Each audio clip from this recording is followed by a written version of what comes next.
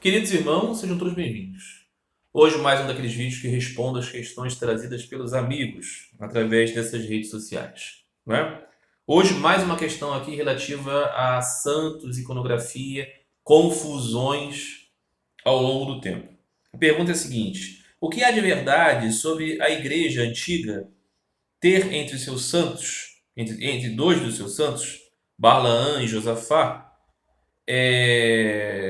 personalidades que são, na verdade, um registro da vida do próprio Buda? Muito bem. Esse é um caso assim, conhecido, mas talvez não conhecido por tantas pessoas, né? Muito curioso. O que acontece?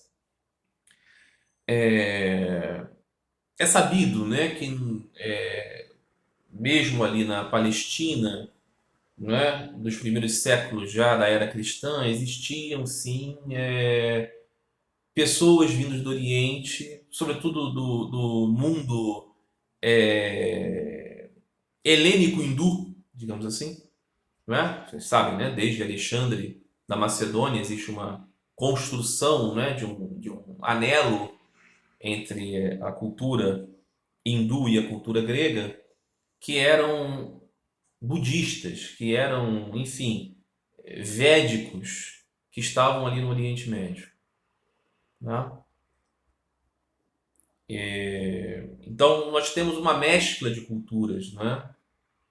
Ali, toda a região, né? Da Mesopotâmia, da Pérsia, da Índia. Nós temos muitas trocas, né? E dentre essas trocas aconteceu uma grande admiração pela figura do Buda histórico, do Buda clássico, Siddhartha Gautama, não é? E essa história acabou como um telefone sem fio chegando, né? Muitas vezes diferente, né, daquela original para muitos povos. Os maniqueístas, né, os seguidores de Mani, maniqueus, compilaram histórias do Buda. E essas histórias do Buda sobreviveram com acréscimos, com modificações, com transformações ao longo do tempo. E no século X, já do período existente do islamismo, não é?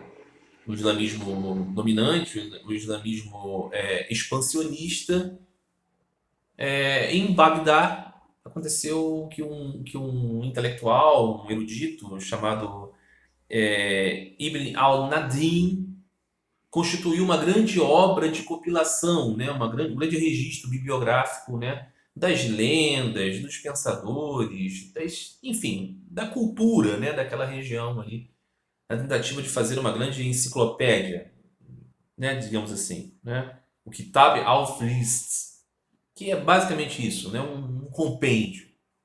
E lá, entre muitas das coisas que tinham, né, citações da vida de pensadores, de gênios, de mitos, de heróis, tinha uma história do Buda, não é? Tinha uma história do Buda, que é traduzido como Kitab Bilawar wa Buda Saf.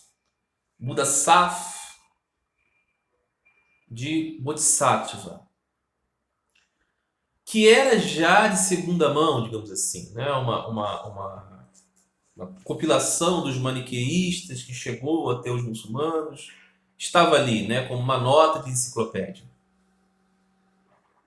E no século XI, esta versão, né, da vida do Buda, traduzida dos maniqueístas para os muçulmanos, acabou chegando aos cristãos através de copiadores georgianos que fizeram então a sua versão dessa história do Buda já de terceira mão com uma tradução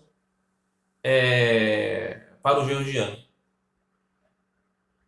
Posteriormente, ainda no mesmo século XI, um monge georgiano, mais grego, né, dentro da igreja grega, né, ele era um monge atonita, do monge Athos, chamado Euthymius.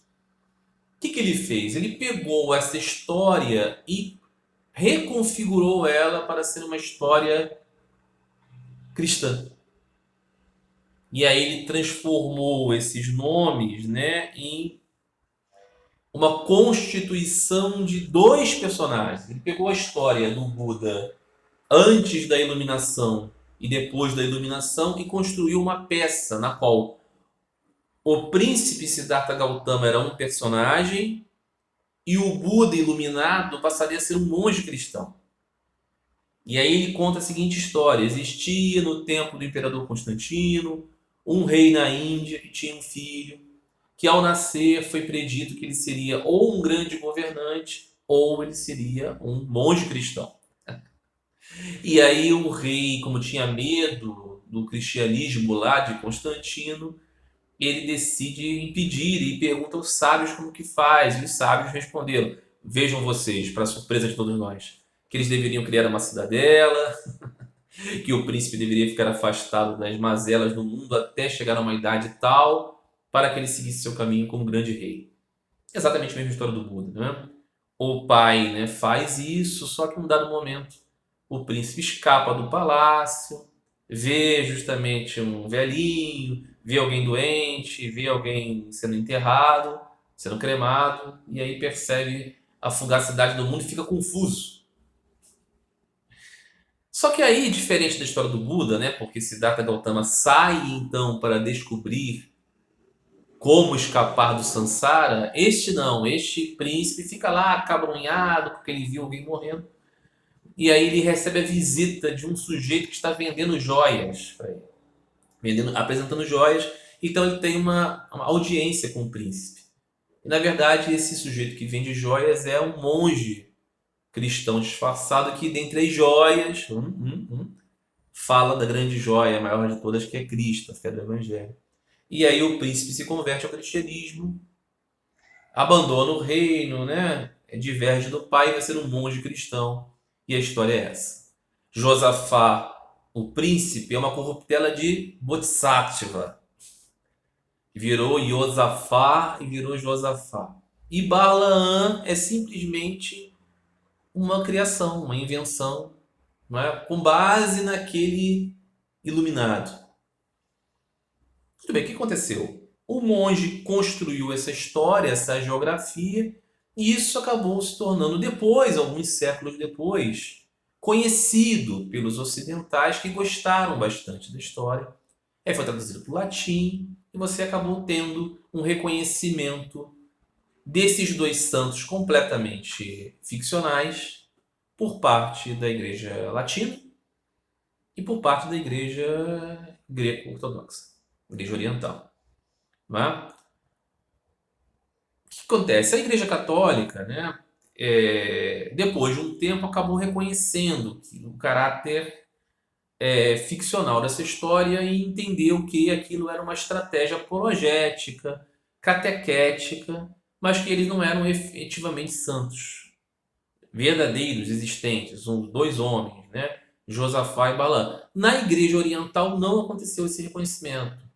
Embora tenha ficado evidente que as histórias são muito parecidas, que é evidentemente um plágio, mas isso não foi reconhecido pela Igreja Ortodoxa, que considera que é apenas uma coincidência mesmo, que na verdade existiram os santos Balaã e Josafá, e que o fato da história deles ser de uma maneira parecida, porque são da Índia e tudo mais, não deve fazer com que a Igreja retire o status de santos desses santos. Então, aqui nós temos uma diferença, né, muito evidente na maneira como as igrejas do Oriente, muito estáticas, muito pouco abertas a uma investigação de suas tradições, não é? A sensibilidade em relação à modificação dessas coisas nas igrejas orientais é muito maior do que na igreja católica, que até mesmo para sobreviver no Ocidente precisa argumentar melhor, né, em relação a essas coisas e dar respostas um tanto quanto mais objetivas. Então é isso, né, que temos.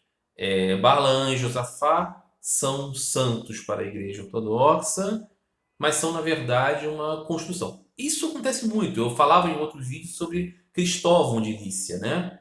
Muito provavelmente também é uma concepção de uma ideia, né? De uma virtude. Tem muitos e muitos e muitos registros de santos que são assim.